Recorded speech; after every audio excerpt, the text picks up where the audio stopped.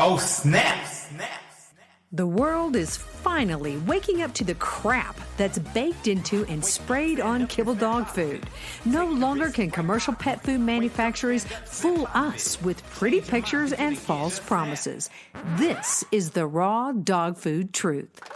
The view and opinions expressed on this podcast are not intended to replace medical advice.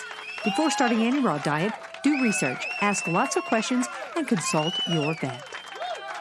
Well, hello, raw feeders. I'm Dee Dee Mercer-Moffat, CEO of a Raw Dog Food and Company, where your pet's health is our business and we're friends. Don't let friends feed kibble. Now, do we, Dr. Jasek? No way. Not ever. Not even a little bit.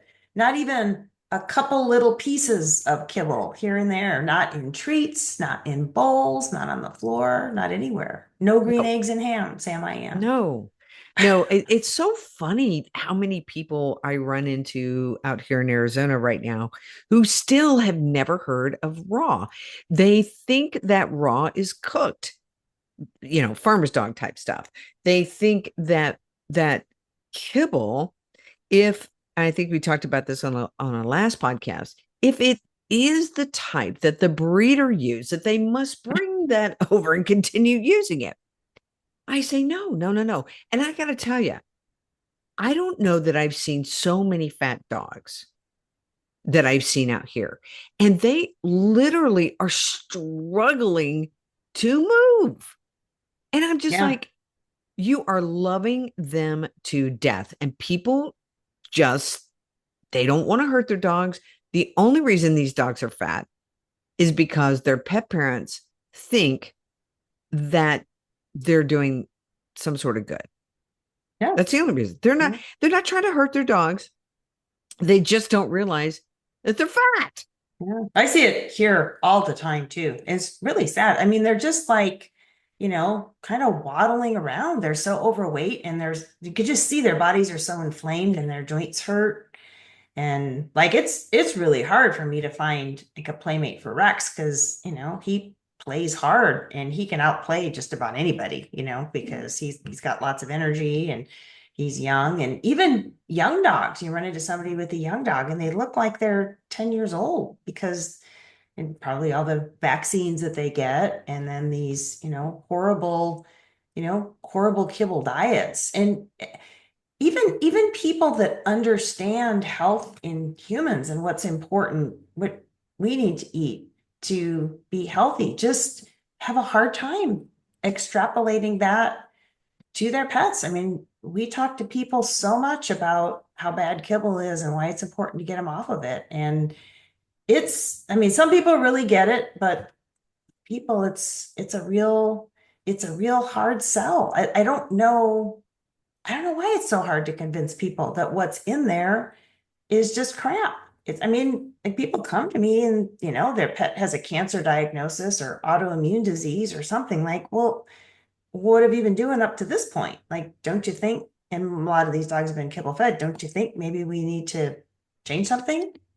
I was reading this article from Julianne Lee over at Adored Beast, and she was saying that 54% of dogs and 59% of cats are considered obese and overweight. Wow.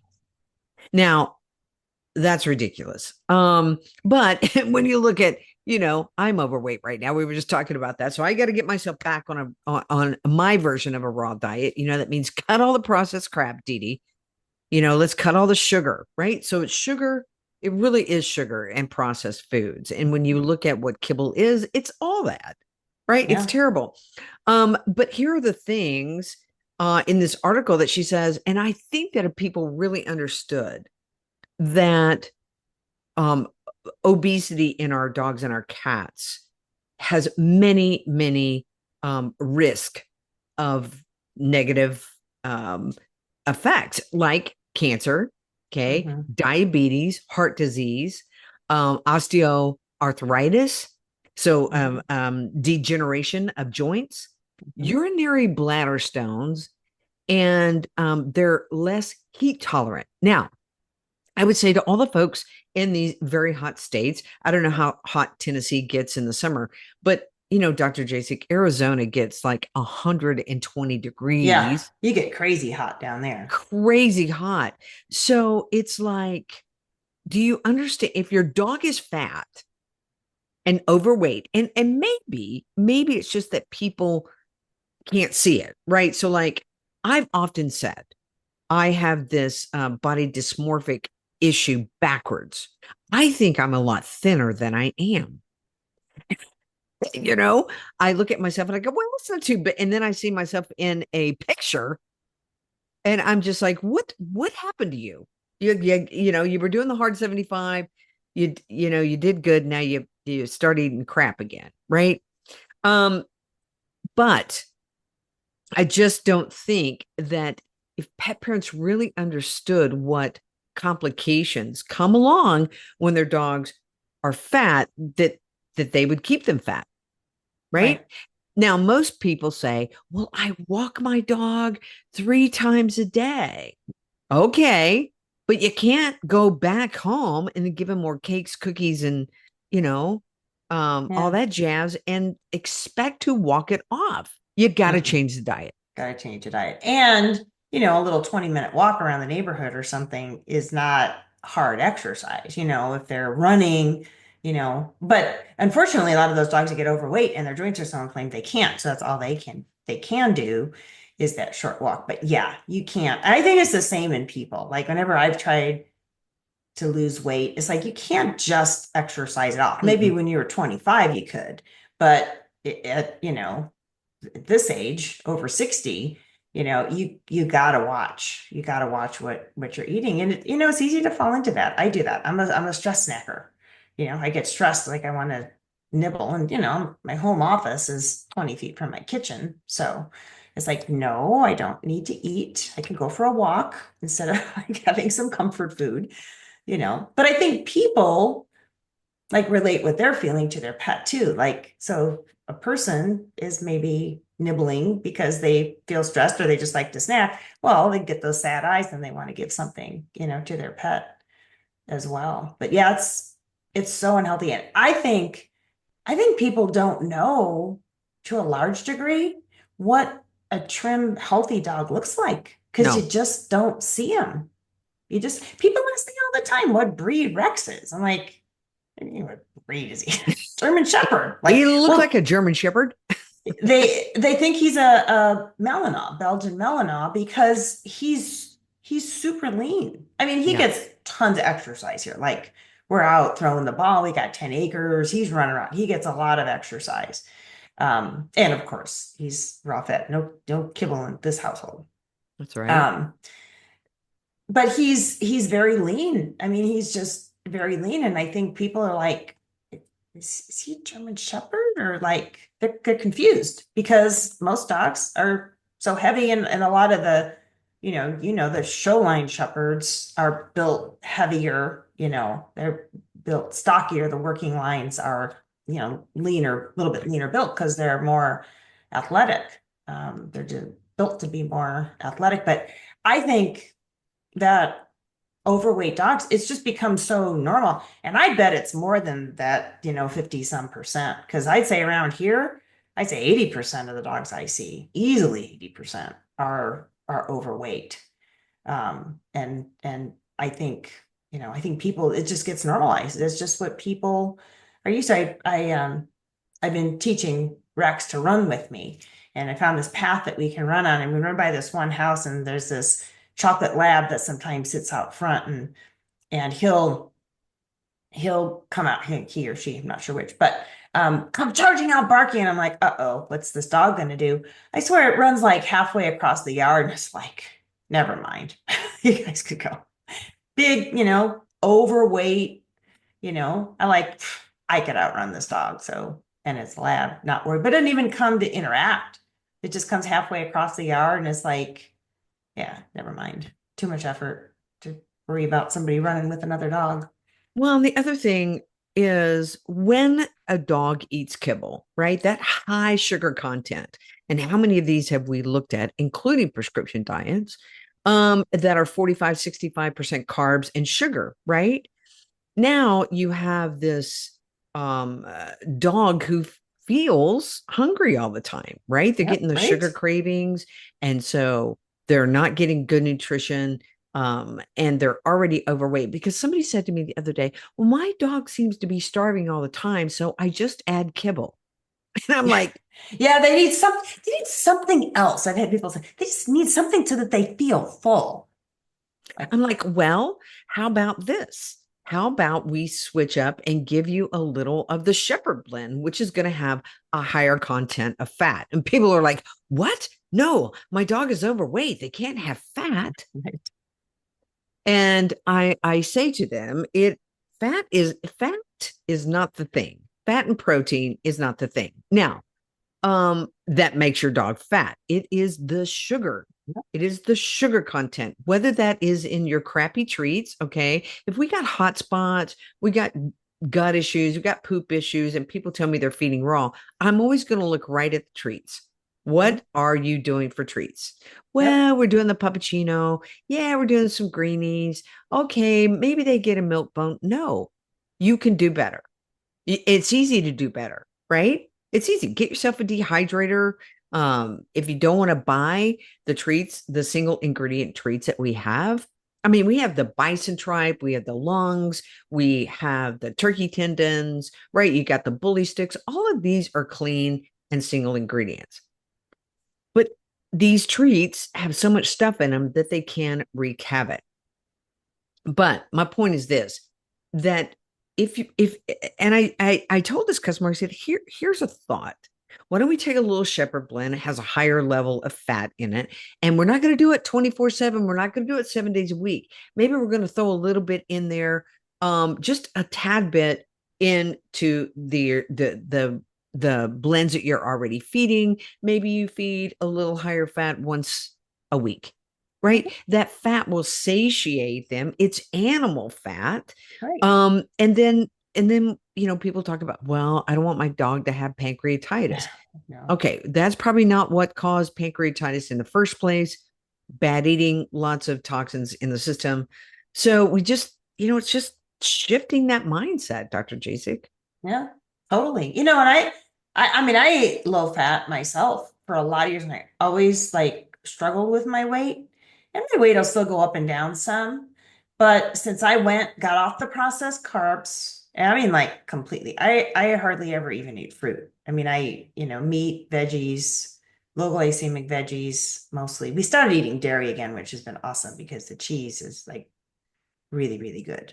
Really missed eating. We were off dairy for a while just because of, hearing, oh, it's not good for you. I'm gluten sensitive. And so I heard a lot of people say, well, if you're gluten sensitive, you probably shouldn't eat dairy. And then we found this wonderful dairy nearby. So we only do raw dairy. Nice. Found this wonderful dairy that, we got raw, and it's this A2 milk. So it's supposed to be less reactive and everything. And it's just wonderful. So back to doing that. But I mean, I was amazed. It's so much easier to maintain a lean body mass when you're not eating the carbs, because I think your body, and I eat a lot of fat. Like I put ghee in my coffee and all this stuff. I mean, I don't know, I quit counting calories and just paid more attention to what I eat, and actually more on the protein and fat. But I think your body then, because you're dropping the carbs, and I think it's the same in pets, you're dropping the carbs, you're literally lowering your blood sugar. So that forces your body to burn fat, and it starts to burn your own fat too. It's burning the fat that you're ingesting, but then it also gets rid of your own body fat. Plus, when you eat those sugars, that spikes your insulin. And insulin's actually like a fat storage hormone. Like insulin, when your insulin keeps getting spiked, it tells your body, we got too much sugar here.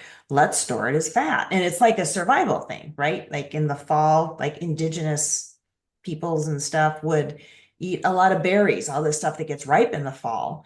They wanted to put on a little fat going into the winter. So that constant, that extra sugar spike in the fall actually put some fat layers on to help keep warm and give them some food reserves for the winter. Bears do, right? Life being a bear. You eat like crazy, pig out for 9 months, Wait, and then I've you been go doing that. and then you go to bed. Well, here, but you didn't do the hibernation part. You I just got to know. go to sleep for 3 months and don't eat, and then it all goes away. Like what a life. But that's what that's for. But when you're doing that constantly, like that's not good for your body. It's not good for your pets, but that is the problem with the kibble. And I see that all the time. People say, they stop eating the kibble and their dog just automatically trimmed out. It's really rare to see a dog that is overweight that we can't get the weight off if they're feeding raw. Almost just happens naturally.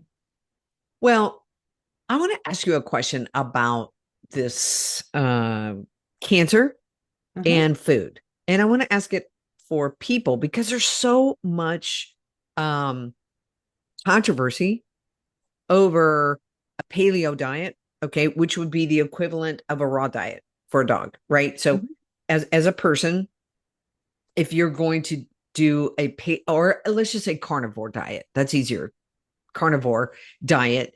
So it's mainly meat, eggs, cheese, some avocados, nuts and seeds. That's basically what it is.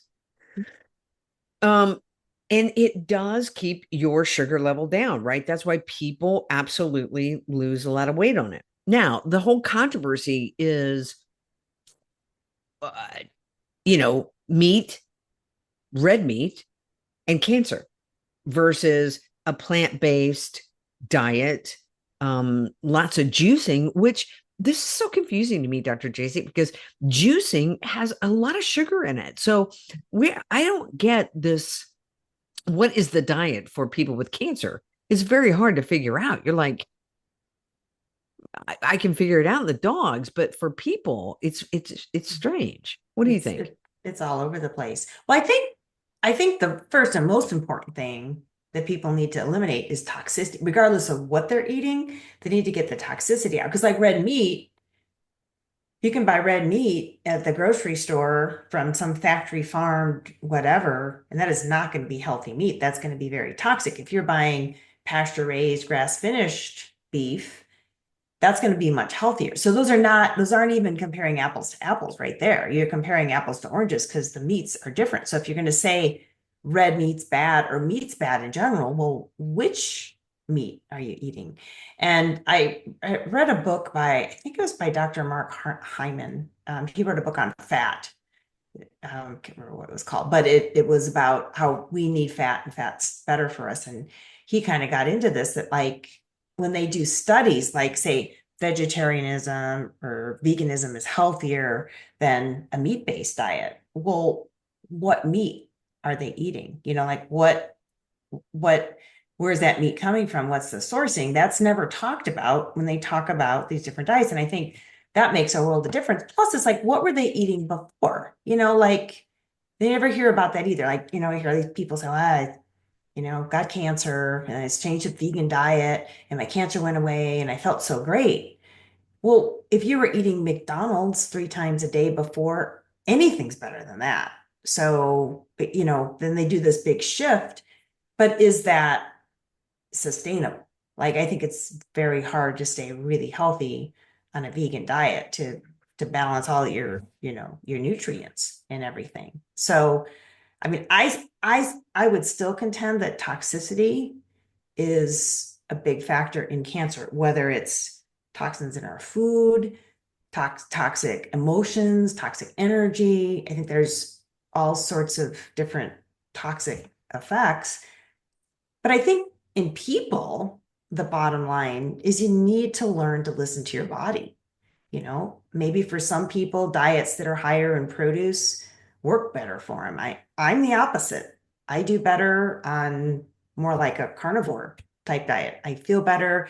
I feel satiated. I don't snack as much. I feel much. So what, instead of just following the next diet program, like what feels best in your body. I mean, I think people need to learn to pay attention to that. And then maybe you periodically do a fast, where you cleanse, or maybe you just eat or just drink juice for, you know, 3 days or something like that. But I still go back to nature though. Like nature put these fruits and veggies together with the fiber, with all the stuff. I still feel like if you're gonna, you know, take an orange, there seems like there's got to be health benefits in eating the whole orange as opposed to just juicing it. Because like you said, that's where all the sugar is. Now, some people swear by it and it helps keep them healthy. Well, you know, and there's so much about biology I think we don't know that, and can't argue with success. But I do think that when you hear these different claims about different diets, it's like we always say about pets, there's always more to the picture. What Mhm. else are they doing? Because people that say get a cancer diagnosis and they're doing a lot of changes in their life. They're changing multiple things. So yeah, they're doing this diet, but what else are they doing there? Are they doing any other treatments? And again, what were they doing before that now they've made this big shift? And of course their body's going to do better. So I guess the bottom line is it depends, but people have to, I think we need to remember to learn to tune into our body and what does our body need. Our dogs, I don't know. I mean, for dogs, it just seems to be, I think, across the board, they just do better on their natural diet. And for people, I guess the natural diet is different though, depending on where you're from ancestrally, because like indigenous people that live like in the tropics or they might eat mostly fruit and vegetables, whereas you take like the Eskimos, I didn't grow anything up there. They're living on whale blubber, like they're basically a carnivore diet. So maybe it depends too on what our heritage is and where we're from. Yeah, it's very confusing. And so I get it. But I tell you, I think it's less confusing in the dog world. Right now, Yeah. there are some people who are proponents of vegetarian diets for dogs. Mm. Okay, I just can't imagine that a dog would be satiated on that diet. That's to me, Mm-mm. that's nuts. Hey, I wanted to run something by you. I had someone write in. They are a raw feeder. They've been feeding raw for a very long time. But they took their dog in for a dental cleaning. I know you're a big fan of dental cleaning, okay? But they took their dog in for a dental cleaning, x-rays, blood work, urine sample, stool sample, overall wellness, as she says. And she said that everything came back perfect. But 2 days after his dental cleaning, his health began to decline. Mm. They started noticing he wasn't wanting to move around. He was eating his food much slower. He was tired, lethargic. He just wasn't himself. Um, he stopped greeting them at the door. He started Wow. going up a few times. So they took him back to the vet and they did a chest x-ray and they saw inflammation in his lungs. So they sent out a test for fungal pneumonia, but that came back negative. They've had two ultrasounds, physical exams, urine culture, stool samples. Everything keeps coming back normal. Some elevations in the white blood cell count in his blood work, but they also put him on prednisone. Um, and she did say when they put him on prednisone that they felt like they were getting their dog back. Then in December, so that was in November, kind of all that was happening. And then in December, they found whipworms. And they thought that maybe, that was the problem. So they began tapering down his steroids, the prednisone. And then he developed calcinosis, calcinosis Mm. cutis on his body, Yeah. whatever that word is, because you're a doctor. Um, anyway, so the vet thought it was leukemia, but they sent it off to a pathologist who said they saw no evidence of cancer, but he has this high white blood count. Um, so they were kind of reaching out, for help. And obviously, all we can do, guys, here at Raw Dog Food and Company is advise you on the nutritional aspect. And then we're gonna scoot you on over to Dr. Jasek at ahavet.com. But anything stand out to you in regards to that? Now, here, let me just say this. So we did ask what other medications are you doing? Couple of rounds of Sentinel, heart and worm, worm Heartworm. medicine. Yeah, not and terrible reviews on that. And he also had a rabies shot back in September, October. right before the November thing. So, mm, thoughts?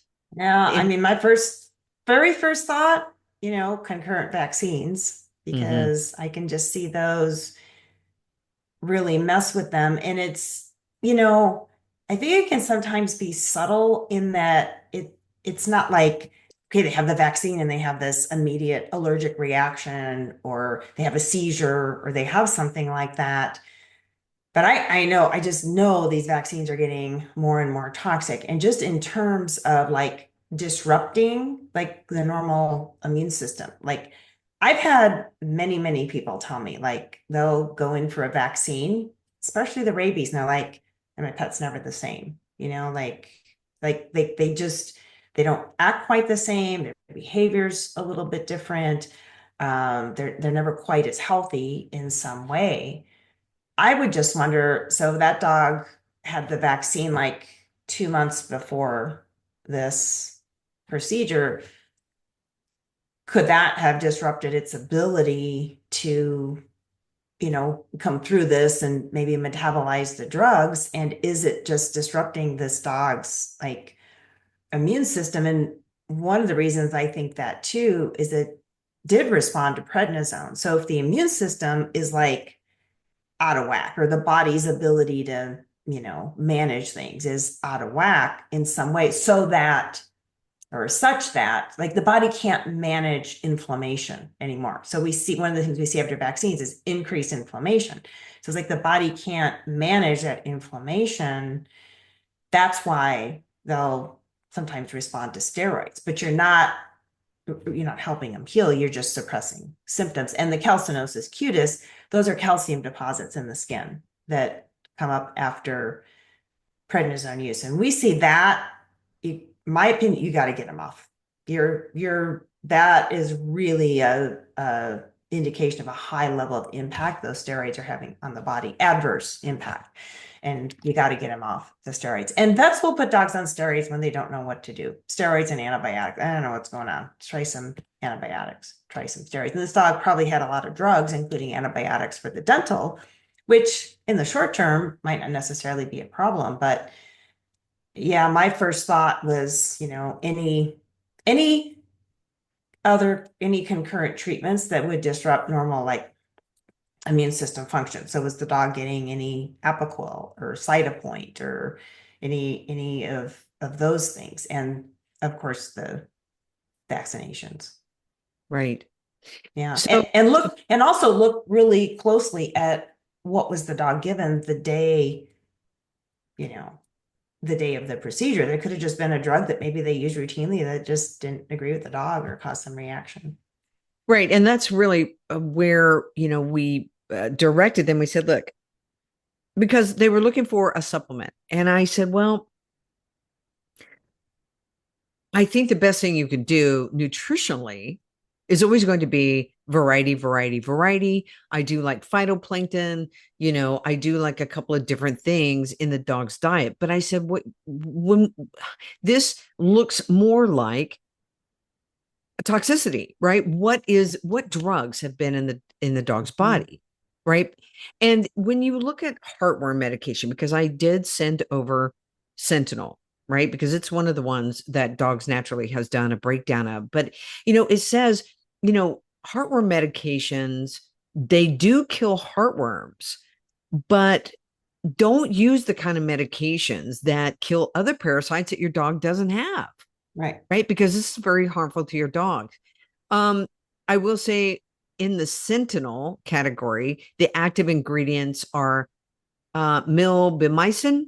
I don't know how you say that, Dr. Jason, but milbimycin or I think that's right. milbimycin. I think Okay, that's good, right. good for me, Didi. And lufnuron. Okay, Yeah. lufnuron. So there's these two drugs that are combined, and here's what they say about it: they're ineffective for heartworm larvae, hookworms, and ascarids. What is that? Yeah. Ascaris. That's another worm, a roundworm. That's another Okay, roundworm. so they're ineffective for those. But here are the side effects that they have seen in this product. Okay, and I know that this dog only got 2 doses, but maybe that was enough to cause him problems. Here are the side effects: vomiting, depression and lethargy, diarrhea, pruritus. Okay, so that's the skin, itching right of the skin. Is that right? Mhm. Okay. Anorexia, convulsions, trembling, and Jeez. ataxia. So these are not good You things. really want to give your dog that stuff, don't you? Right. So I understand why they may have given this because they want to get rid of the whipworms, but there are probably some other things that you could do that, but here it is, the combination of, okay, we just had a rabies vaccine. We went in and we had drugs for the teeth cleaning, right? And she did give me that actually, because I asked what meds, but buterphenol, um, antimezo, anazin, and No. Yeah. Ketaset. I don't know these Yeah. drugs. Yeah. Those are anesthetic drugs. Butorphanol is like a pain medication, and pre-anesthetic pain medication. Um, Ketoset, that's ketamine, Hmm. and those are all typical anesthesia drugs, but those should not have a lasting effect. I mean, some dogs have a harder time recovering from anesthesia, but if their bodies are otherwise healthy, like maybe it'll take them a little longer, a couple days to get their bodies kind of back to normal. But those drugs, usually aren't the problem. I wonder about like, is there some new pain medication? Like what kind of pain medication they give? Antibiotics, some dogs just really don't handle antibiotics well. And usually after dentals, they're given antibiotics and, you're messing up the microbiome. But I agree wholeheartedly with what you said. It's likely a combination. This type of thing is just not recognized in conventional medicine. So the dog had the rabies shot, it's getting the sentinel, and these things are considered so routine, like should be no big deal. The vets are going to say no big deal. We use this stuff all the time. And then you add in these, anesthetic drugs and, it's biology, that combination of things could have just really, mess something up in this dog. So I'd be thinking getting that dog off prednisone. Absolutely. Because I've seen many patients that they're put on prednisone for whatever reason. And in the short term, they might feel a little bit better, but then they don't fully recover. And as we wean them off the pred, they actually start to improve. They feel much better because that pred is suppressing the body's natural immune system. It's hard on the liver, it can be hard on the kidneys. It can be really, really quite hard on the body. And I a lot of times see pets that feel better, just getting them off of the prednisone and then doing like detox for this guy. I mean, just really do maybe some homeopathy to help with the clearing the vaccine stuff, and then like some good liver tox detox, that sort of thing, helping the liver do its job and cleansing. And then the other thing to think about too, as far as what could be entering into this, are the environmental toxins. Do they walk where there could be weed killer sprayed, or pesticides, insecticides? I hear people all the time say that where they live, I mean, obviously not in the winter time wouldn't be the case, but like they spray for mosquitoes and stuff. And those are all toxins coming down on us and on our pets. So I think that can often play a factor. Water, are they using city water, which is going to have chlorine and fluoride and all of these other chemicals in it? Yeah, so just a note to pet parents.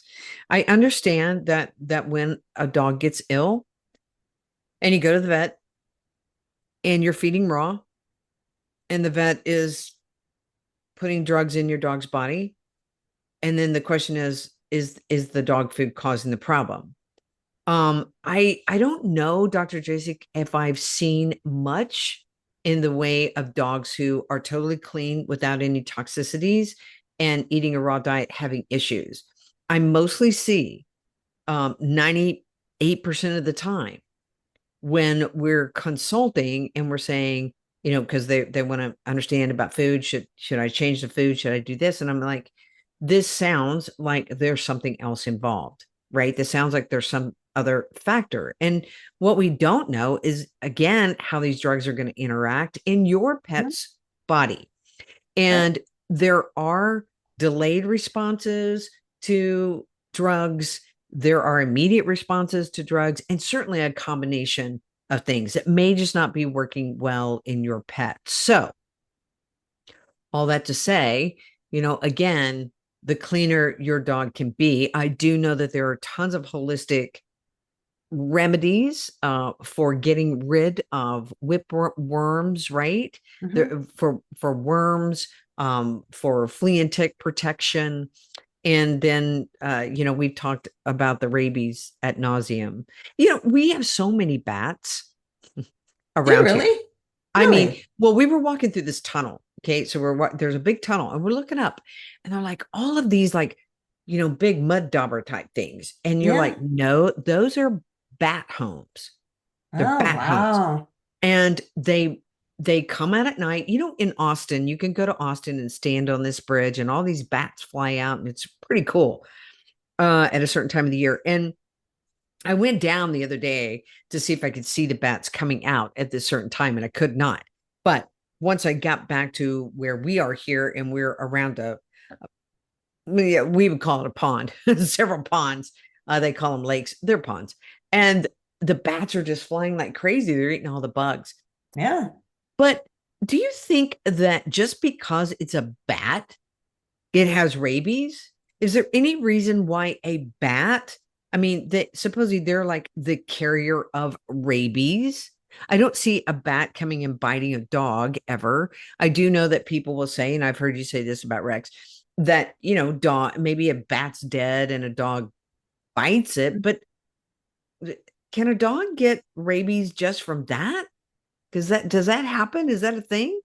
No, well, I don't think rabies exists at all anymore. But even Right. if you're following the conventional school of thought, a dog would still have to be bitten by a rabid bat to transmit it because it's supposedly a neurologic virus. It gets on the nerves and so that has to be injected beneath the skin. So casual exposure, like even going in a cave or something where there's, hundreds or thousands of bats, you're not going to get it via casual exposure. And a dog won't even get it if they or a cat if they caught a bat and killed it or found a dead bat and ate it because their stomach acid is going to eliminate it. It needs to be supposedly injected under the skin. I think, as we've talked about at length, that the whole rabies thing is just made up big scam, but it's a very powerful narrative out there. But for people that still believe it's a thing,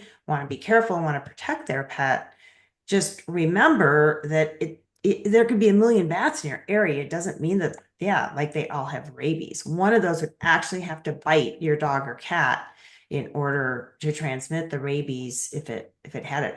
I love the bats. I see them around here and I'm like, bats eat mosquitoes. Yay. Like, come Right. on down. Come on. Come on. You know, I'll come Come hang on to out the here. smorgasbord. Come on. Eat all the bugs you want. Well, they've skewed, Dr. JC, the virus definition, right? Because it's the invisible boogeyman, right? Right. That the virus is okay. So now if you say rabies is a virus and your dog has to be bitten in order to get this rabies, that's confusing to people because they're like, oh no, it's a virus. So the bat just has to emit some sort of invisible thing, and my Right. dog's going to catch it. Right. They're used to the narrative in humans that, like, if you have a quote unquote cold, you have respiratory congestion, which now you and I would call that detox. Your body is getting rid of something that's in there. So you get that, and then, somebody else in your family gets the same symptoms. Well, it's contagious, it's spread. So I think people are used to thinking that way, and that's been programmed. They want us to believe that. They want us to believe that there's these scary things out there because when people are afraid, they can be controlled and be told to stand 6 feet apart and don't go out of your house, and they actually do it because they're so afraid of these things out there that, don't even exist. So yeah, and even the narratives I hear about like scaring people into getting vaccines like leptospirosis vaccine. That's another one. Well, there's lepto in the squirrels around here. Well, lepto is spread in the pee. So as your dog's drinking squirrel pee, it isn't going to get it, and how are they, we've talked about this before. Who's going around testing all the squirrels? They just say this stuff and nobody asks, really? Who did those tests? Where did they how did they catch them? Like, and they drew blood on them? Like they caught these squirrels and drew blood on them to check them for lepto, or because that's how you check for it in dogs, or did they just kill all these squirrels and then like people don't ask those questions, but this stuff, it doesn't, some of these claims just don't make any sense, and the vets just throw this stuff out like crazy. I'm so disgusted with the veterinary profession, and more so every day, because they just throw stuff out just to, I don't know, sell products. Doesn't even have to make any sense. They just have these ways of justifying what they recommend in their head. And people want to believe their vet because that's supposed to be the doctor, supposed to be the one they're trusting to take care of their pets. And I hear some of this stuff and it's like, like this poor dog on prednisone. They don't know what's going on with it. Let's just put it on prednisone. See if it helps. Right, right. Well, listen, you guys can certainly work with Dr. Jasek and she will make sense. They will make sense. We They will try. help. Yes, yes. And give you a different perspective. Look, we're not the pet police. We say it all the time. We're just going to give you the information because I think the more information we have, the better we can make decisions, right? If you don't know that a bat has to bite you, and then maybe maybe it has rabies. But then you're afraid every time a bat flies around and maybe you're scurrying the dogs in the house. Oh Right. no, don't want the bat to pee on me. Might have leptospirosis. Haven't you And if seen you want those? to, yeah, if you want to get sick, be afraid. Right, right, right. Mm. Yeah, fear. Man, fear is so powerful, so detrimental to us. It brings your energy down. It's heavy. And people I think are more afraid of losing their pets than anything, right? So that is why that they're easily moved, right? Because they love Mhm. their pets so much. Yeah, Everybody loves their understand, pets, even the understand. fat ones, the fat ones. And I just want to say, I could, we could help you have more time with your pet. You Yeah. would have so much more time with your pet if we could just get that weight down and, your pet would be Yeah. happier. You'd have them longer, but Isn't I isn't can't, it I and can't, isn't that worth a few extra pennies a month? People say, "Well, I can't afford that." But right, what's having extra years with your pet worth to right, you? right. Well, and then, because folks love their pets so much, they're going to go into the vet and spend tens of thousands of dollars on certain procedures, right? And I hear it all the time, and I'm just like, wow, wow, it's gotten so expensive. I feel It's for people that don't have the money. And what do? They just have to, I don't know. I don't I've know. heard in the cities around here, it's like $800 just to walk in the door of an ER and take your pet in. It's like 800 to $1,000 just just to walk in the door, like literally. I mean, and not everybody can afford that. Like, what do the people do that can't afford that? They either hope their pet gets better, or they have to put them down. It's gotten astronomically expensive. It's really quite sad because that's just greed. This stuff, I mean, yes, everybody's costs are going up, but it goes up multiples every year in the veterinary profession. And products, equipment, all that's not going up that fast. It's corporate greed. It's because so many of these big clinics are now corporately driven. And I bet they're looking at like human prices too, like, oh, well, this is what, a hospital is going to bill the insurance company. So we need to get veterinary prices up there, but most people still pay cash. Some have insurance, but a lot of people still pay cash. So it's really pricing people out of veterinary care, and it's really sad. It's very sad for the pets. Yeah. That's why you need to feed raw. Get them on the raw diet. If you have friends that their dog looks way overweight, right? They're you know that they're on many medications and things, are having side effects and they can't figure it out. Tell them to listen to the podcast, one, and then get over to ahavet.com.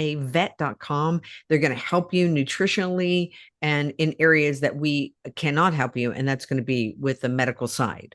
Okay. But certainly get the diet right, get the water right, and make sure the treats are good too, right? Those are the three main things that you got to do to date. And we can help you right here at rawdogfoodandcompany.com. Just get over there. Brian's going to help you. Sign up for a 20-minute consult. You can go in the chat. Now, listen, let me say something about the chat. People are like, hello, hello. I'm like, okay, sometimes we're not 24/7. I'm just going to say, nobody's probably in the chat at midnight unless I want to add the AI component, which I could do that. I could add AI in there, but just give us a second, leave your question. You can text us, you can email us, you can go in the chat. We will get back with you. That's one thing you're not going to hear. Oh, they never got back with me. We will. We may just not get back with you right then at midnight. Okay. Right. And if you send the same message like 20 times, you don't get back to them any faster. Love it. I mean, people will call and call and call, or they'll do all three, like the call and text and leave a message. We get them all. I think I Yeah. need to put a recording out there that says, do not stress. I promise I hear you. We hear you, and we're going to get back with And you. But you are being heard. We you just are we heard. have we have we have a list. Yeah, we get the same thing. Clients like, oh, they haven't gotten back to me in 5 minutes. Like, right. And then the more annoying you are, you go to the bottom of the list. But you already asked your question today. See, we do that. Like, you know, because we tell people, like, if you've got several questions, like put it all in one email so we can kind of handle it all at once. Otherwise, you ask your one question, you go to the back of the line. Rachel, our kind of main admin, she used to be a preschool teacher. She's perfect for managing people. Like, nope, you already had your turn. You're now going to the back of the line. So yeah, we're busy. We're all helping multiple people. We're not just sitting Lots. around waiting for one particular person to Lots of call. people. Lots of people. Mhm. And we love helping you. So get over to rawdogfoodandcompany.com, where your pet's health is our business. And what, Dr. Jasek? We're friends. Don't let friends feed kibble, y'all. That's right. We'll see you next week, everybody. Bye bye. Bye.